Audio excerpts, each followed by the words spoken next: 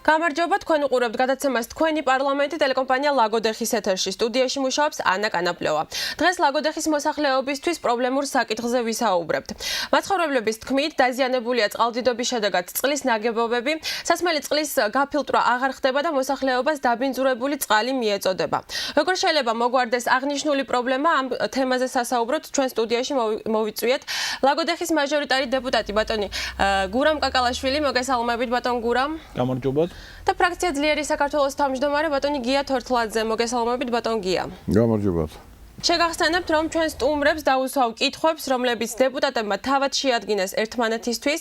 ბატონ გურამ, ბატონ გია, კიდევ ერთხელ შეგახსენებთ, რომ პასუხებისთვის გექნებათ მხოლოდ 25 წამი. სანამ კითხვებზე გადავალთ, 25 წამი გეძლევათ იმისთვის, რომ თქვენი პოზიციები გამოხატოთ. ბატონ გურამ, გისმენთ? მოგესალმებით, მივესალმებით ბატონ გიას.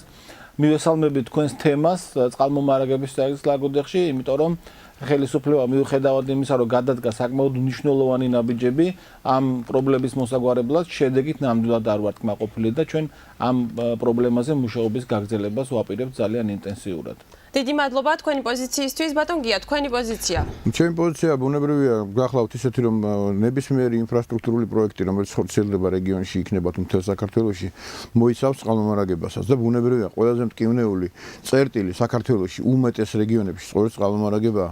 ამიტომ ლაგოდეხი არ არის გამონაკლისი და განპირიქით შეიძლება თქვათ, რომ რაღაც განსაკუთრებული მდგომარეობაც არის იქ შექმნილი და ალბათ უახლოეს პერიოდში არის აღმოსაფრენის პრობლემები და თუ სათავო ნაგებობაა შესაძლებელი, უნდა შეიცვალოს სათავო ნაგებობა და მოწესრიგდეს ეს პრობლემა. დიდი მადლობა. ახლა გადავიდეთ კითხვებზე. პირველი კითხვა ბატონ გურამს. ბატონ გურამ, დაიწყო თუ არა წყალმომარაგების პროექტის განხორციელება ლაგოდეხში? დიახ, რა თქმა უნდა, დაიწყო ამ პროექტის განხორციელება. მე აქვე მინდა ვისარგებლო და ინფორმაცია მივაწოდო ლაგოდეხილებს, რომ წელს უკვე იანვარში მომავალ წელს 2012 წელს 1 მილიონი ლარის ინვესტიცია ჩაიდება ლაგოდეხის წყალმომარაგების სისტემის რეაბილიტაციაზე, გაკეთდება 2 ახალი სათავე ნაგებობა და ასევე შეიძლება რამდენიმე ქუჩაზე მთლიანად ინფრასტრუქტურა, კანალიზაცია და წყალი. მადლობა. ბატონ გია, თქვენი ოპონენტის პირველი კითხვა. ცნობილია თუ არა თქვენთვის ლაგოდეხის მუნიციპალიტეტში წყალმომარაგების სისტემის გაუმჯობესებისათვის რა თანხები არის გამოყოფილი? მუნიციპალიტეტის ინფორმაცია ჩვენ რა თქმა უნდა გვაქვს ანტიკრიზისის საბჭოში, ასევე გვაქვს ჩვენი ინფრასტრუქტურული, ან თქო ზოგადად სამინისტროს ინფორმაცია, რომელიც ახორციელებს კახეთის რეგიონში, ეს არის რეგიონალური განვითარებისა და ინფრასტრუქტურის სამინისტრო, ასე რომ ინფორმაციები არის, თუმცა არის პრობლემები, რომლებიც უახლოეს ვადაში უნდა გადაჭრილი იქნას. ბატონ გურამ, მეორე კითხვა. გათვალისწინებულია თუ არა ახალ წყალმომარაგების პროექტში სათავო ნაგებობების მოწესრიგება და მიიღებს თუ არა ლაგოდეხის მოსახლეობა დასალევად ვარგის წყალს? მე მინდა გითხრათ, რომ ლაგოდეხი მარაგდება ძირითადად ღვარცოფული მდინარეებით, სასმელი წყლით. ამიტომ ძალიან სპეციფიკურია ამ მდინარეების სათავე ნაგებების მოწყობა და შემდეგ საფილტრე ნაგებობები. მაგრამ მომავალი წლის 2012 წლის პროექტი ეს ყველაფერი გათვალისწინებული. არსებული დარჩება წყლის სათავეები, აგრეთვე გაკეთება როგორც შრომის, ისევე ლაგოდეხის ხევრზე უფრო ახალი თანამედროვე წყლის სათავე სისტემები და შემდეგ უკვე მოხდება გაფილტრვა ამ სისტემები წყლის. მადლობა. ბატონ გია, ფილტრების დაყენება მკვეთრად ამცირებს დებეთს, იქნება წყლის დეფიციტი. როგორ ფიქრობთ, როგორ შეიძლება ეს პრობლემა გადაიჭრას? სათავო ნაგებობის მოცულობა უნდა იყოს ამისათვის ბევრად უფრო დიდი, ვიდრე არის ამჟამად. და ბატონ გურამ ახსენა, რომ 2 სათავო ნაგებობა გაკეთდება, ალბათ ეს იქნება პრობლემის გადაწყვეტის ასე ვთქვათ ძირითადი მიმართულება, რომ მოცულობა უნდა იყოს მეტი, იმიტომ რომ ფილტრები სწორია, აბსოლუტურად სწორია ვეთანხმებ იმას, რომ ამცირებს დებეთს. ამიტომ მოცულობით თუ მეტი იქნება წყალი, ბუნებრივია გაფილტრვის შემთხვევაში, მაშინ შეიძლება უნდა იყოს ესეთ რეგიონს, ქალაქს. მადლობა და ბოლო კითხვით ბატონ გურამს მიმართავ.